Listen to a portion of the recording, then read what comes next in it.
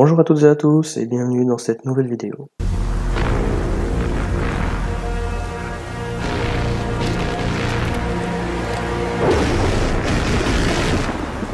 Kept you waiting, huh? Je tenais tout d'abord à vous remercier parce que c'est vrai que quand j'ai commencé à faire des vidéos, je m'attendais pas à avoir de vues, honnêtement. Là, même si j'ai pas énormément de vues, je vous avouerai que ça fait quand même super plaisir que les gens regardent mes vidéos, que des gens aiment mes vidéos aussi. Donc je tenais à vous dire un grand merci. Alors, faire de la lèche aux viewers, ça, c'est fait. Pour débuter cette première partie, on va d'abord commencer par poser les bases de la modélisation. Donc, pour commencer une modélisation, ce qu'il faut faire, c'est déjà déterminer les volumes à modéliser. Ici, on a un premier volume, la partie centrale avec l'œil. Un deuxième volume, c'est le bloc mitrailleuse. Un troisième volume qui sera représenté par le panneau latéral, qui viendra coulisser et s'emboîter dans la partie centrale, là où on voit l'espèce de découpe.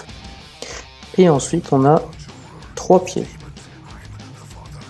Sachant que ce qu'on va faire, c'est que nous allons modéliser en fait un premier côté, et on fera un dupliqué pour reproduire à l'exact le côté opposé. Ça évitera de modéliser 2 fois la même chose. Donc au final, on va avoir 1, 2, 3, 4 volumes. Le pied à l'arrière, lui forcément, on est obligé de le modéliser à la fin. Et enfin, et surtout le plus important, à l'intérieur de cette partie, nous aurons la caméra. Alors oui, on va pas imprimer la caméra en 3D, seulement pour nous faire une sorte de gabarit, pour nous aider à modéliser les autres pièces, je trouve qu'il est nécessaire de modéliser déjà cette partie-là.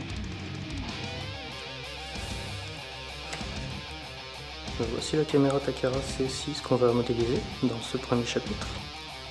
Alors petite caméra basique, avec très important son support. Ça va nous permettre, grâce à la vis de fixation qui est située en dessous, de nous fixer directement sur la tourelle. Voilà, donc c'est une petite caméra basique, comme je l'ai dit, c'est un peu style GoPro, en qualité inférieure forcément. Qu'est-ce qu'on doit retenir sur cette caméra? Donc nos volumes de travail que l'on va représenter, on voit qu'on a d'abord un gros rectangle, une boîte. Donc la boîte, ça va être la totalité ici. La totalité de l'épaisseur, la totalité de la hauteur, enfin je compte pas les deux petits cylindres dans le volume primaire du corps, voilà. On va ensuite avoir la partie objectif à modéliser, donc grossièrement, diamètre extérieur et puis surtout l'épaisseur. On va avoir donc la fixation, bien important, on va modéliser la totalité de la fixation. La partie basse nous servira à nous fixer, et la partie haute, ça nous permettra de voir si on vient pas buter, si on vient pas taper le temps. Donc autant faire un volume total, au moins on est sûr de nos volumes, on est sûr de l'espace libre. Et enfin, on va modéliser la partie écran qui est derrière pour faire notre découpe dans le corps de la tourelle, ce qui va nous permettre de voir l'écran quand on sera en train de tourner une vidéo. Voilà. Donc on se retrouve tout de suite pour la suite de la vidéo et la modélisation. A tout de suite. Yes, the time has come. Maintenant qu'on a défini les volumes de la caméra et pris nos cotes, on va commencer la modélisation.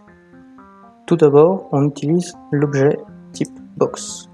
Je précise que moi j'ai une version en anglais, je ne sais pas si vous avez la version en français.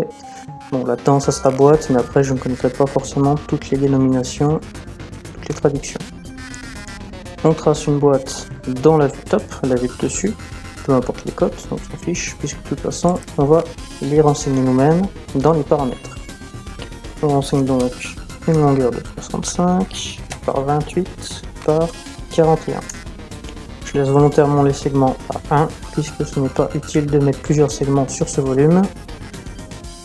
Je vais tout de suite le renommer, et je vais l'appeler corps caméra. Voilà. Ensuite, ce qu'on voit ici, en rouge, sur toutes mes vues, c'est un repère orthonormé. Ce repère, à quoi est-ce qu'il sert? Il sert à définir le point de pivot de mon objet. Pas son centre, mais la partie autour de laquelle il va pivoter, se déplacer, ce genre de choses. Là, on voit que le pivot n'est pas au centre de l'objet. Il est centré sur la longueur et sur la largeur. Par contre, sur la hauteur, on est tout en bas. Dans ce cas présent, ça ne nous dérange pas. Par contre, c'est important quand on va prendre nos cotes de bien faire attention pour le positionnement au fait que justement ce point de pivot n'est pas situé au centre de l'objet. Alors, ici, je vais centrer mon objet sur l'axe X et l'axe Y. Voilà, l'axe rouge, l'axe vert. Soit en rentrant directement 0 ici, soit autrement en faisant un clic droit sur une flèche. Voilà. Et après, en Z, donc en hauteur, je rentre la valeur 8. La valeur 8, ça va me permettre en fait de mettre la fixation de la caméra sur le 0. Comme ça, l'ensemble du bloc caméra sera centré en hauteur sur le point 0. Après ça, je vais passer à l'objectif. Pour l'objectif, on utilise un simple cylindre. On se met sur la vue left. On dessine notre cylindre. Comme pour le carré, peu importe la taille. Puisque je rentre manuellement les valeurs. Ici, 10,5. Donc attention, mais bien une virgule et pas un point. Par 6 de haut. Voilà. Par contre, contrairement à la boîte, je vais rajouter quelques côtés, quelques sides. Je vais monter à 60. Faire un objet plus rond. Là, on voit que mon objet, c'est vrai qu'en violet, ça se voit pas très bien. Mais mon objet est rentré à l'intérieur de la boîte. Voilà. Alors ici, pareil, je passe en mode déplacement ou raccourci W et je le déplace. Donc sur X, j'indique moins 14. Sur Y, moins 14 également. Et sur Z, 33,5. Donc je les invente pas les valeurs, c'est des valeurs que j'ai mesurées sur ma caméra. Je renomme mon objet, très important de renommer, ça évite d'être perdu après. On va avoir quand même pas mal d'objets, si on a que des corps 1, cylindre 2, ça va être très compliqué de s'y retrouver, au moins ici, voilà, objectif, on parle. Après, je modélise la fixation. La fixation, pareil, on part sur un cylindre, on se met en route dessus, hop, je dessine un cylindre, voilà, au pif. Je rentre un radius, un rayon, donc attention, c'est le rayon, hein, pas le diamètre, voilà, de 5,5, une hauteur de 57, comme ça je traverse la pièce, oui, le caméra. Important, je mets pas mal de faces, puisque ça va nous servir sur la fin pour faire nos découpes dans les pièces pour le passage de la vis. Donc ouais, 60 c'est pas mal. Voilà, je renomme fixation. Et je le déplace. Donc 0 en X.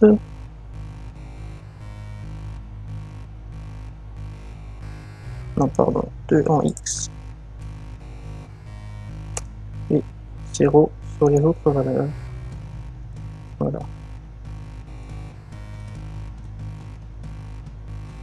C'est donc maintenant quelque chose d'assez ressemblant. Donc attention, on voit que la fixation elle n'est pas centrée sur la caméra. Bien faire attention, c'est important.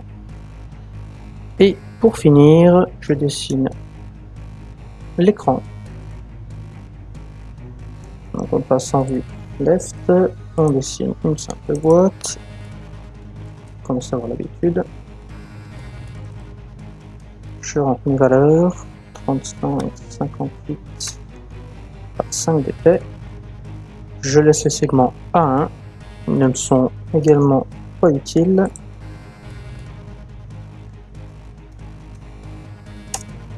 Et je l'appelle écran. Donc en fait je vais monter quand même les segments. Donc là c'est un peu au pif, hein, voilà, on en met quelques-uns. En fait s'ils vont me servir à faire la découpe dans le corps pour le passage, pour avoir la vision sur la caméra une fois que la tourelle sera refermée. Je redéplace cette pièce, donc en Y, en X pardon, 9, en Y, je le mets à 0, et ensuite 28,5 en hauteur.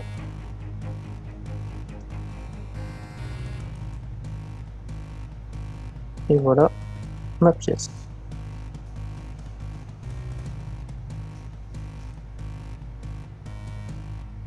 Alors c'est sûr, c'est très sommaire, mais pour ce qu'on en a à faire, honnêtement, c'est largement suffisant.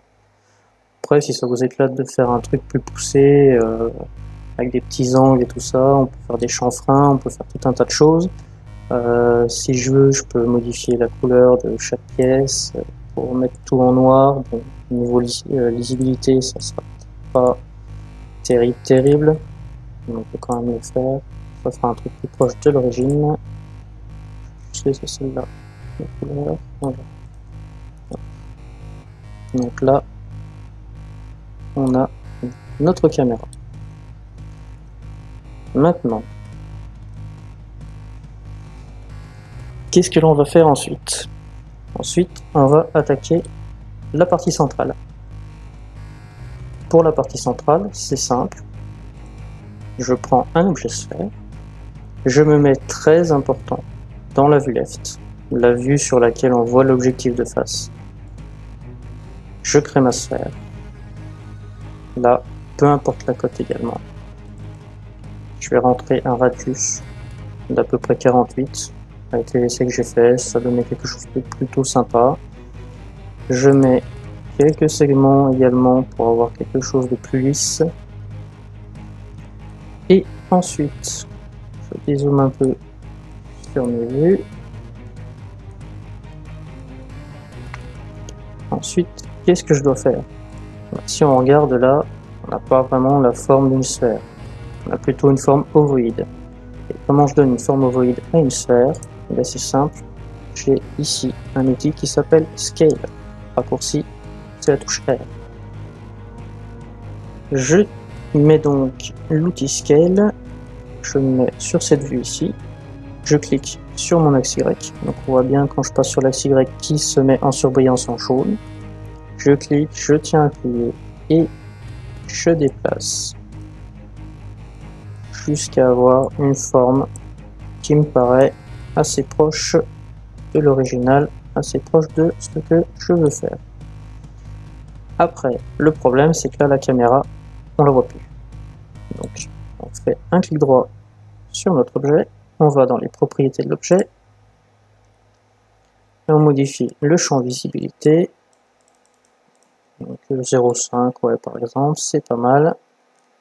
C'est là qu'on voit qu'il est très important d'avoir des couleurs qui ressortent. Là, on va baisser encore un peu. Voilà. Afin de pouvoir voir, distinguer tout du moins notre caméra qui est à l'intérieur de notre sphère qui a maintenant une forme un peu plus ovoïde. Et une fois qu'on a donné la forme de base, ce que l'on va faire, on va se mettre au milieu. Donc on voit que là les triangles forment une triforce, on va dire, donc 3 triangles. Une fois qu'on est là, ça veut dire qu'on va faire une mise à l'échelle sur les 3 axes. Donc on clique et on diminue notre forme. On regarde bien sur les coins et on va diminuer jusqu'à, voilà, jusqu'à voir les coins qui commencent à ressortir de la forme. Une fois que les coins commencent à ressortir, on remonte un petit peu, voilà, pour dépasser la caméra. Là, on a une pièce qui vraiment englobe notre caméra, totalement. Seulement, cette pièce, pour l'instant, elle n'a pas de volume. Quand je dis pas de volume, je veux dire qu'en fait, elle a une épaisseur qui est nulle. Pour lui créer une réelle épaisseur, on passe dans les modificateurs et on va chercher l'onglet, enfin le modificateur, pardon, Shell. En français, je pense que ça doit être coque ou quelque chose dans le style. Voilà. On va rentrer une valeur de coque extérieure de 5 mm. Et là, tout de suite, voilà, on voit la coque qui s'est formée sur notre pièce.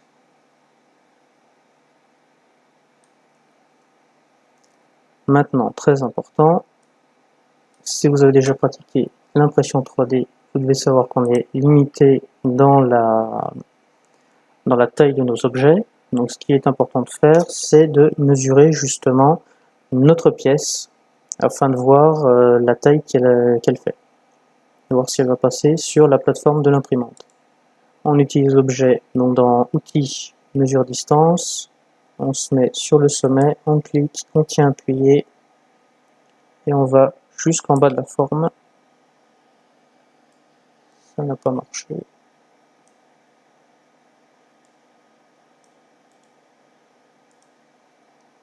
On commence. Voilà.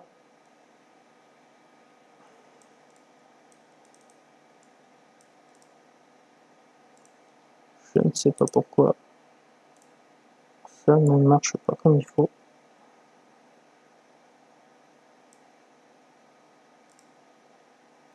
Donc en fait il ne faut pas laisser appuyer, pardon.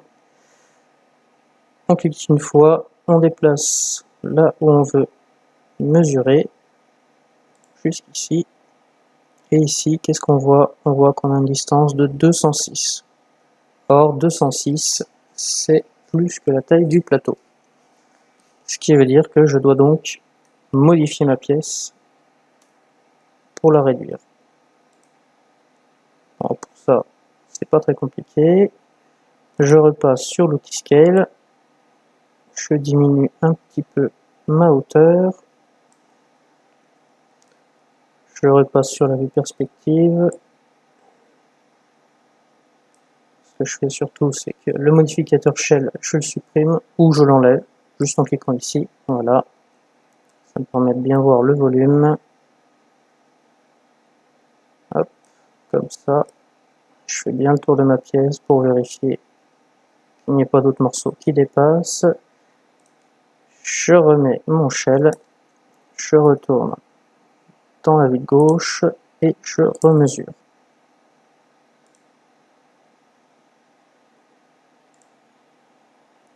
On est maintenant à 18 cm, sachant que mon plateau fait 20, ça veut dire que je pourrais l'imprimer cette fois. Même si le 20 cm, ça aurait peut-être été possible de l'imprimer en diagonale, mais vu la largeur de l'objet, ça ne serait peut-être pas forcément passé, donc autant être sûr de rentrer dans les 20 cm du plateau de base. On va arrêter là pour cette première vidéo. J'espère que pour l'instant ça vous plaît. Donc, chose très importante que j'ai oublié de faire, on va renommer notre objet et on va l'appeler corps. Et surtout, je vais lui mettre une couleur plus claire. Voilà, on va le passer en blanc. Comme ça, le noir de la caméra ressort beaucoup mieux. Voilà. Et bien maintenant, je vous dis à bientôt pour une prochaine vidéo. Ciao!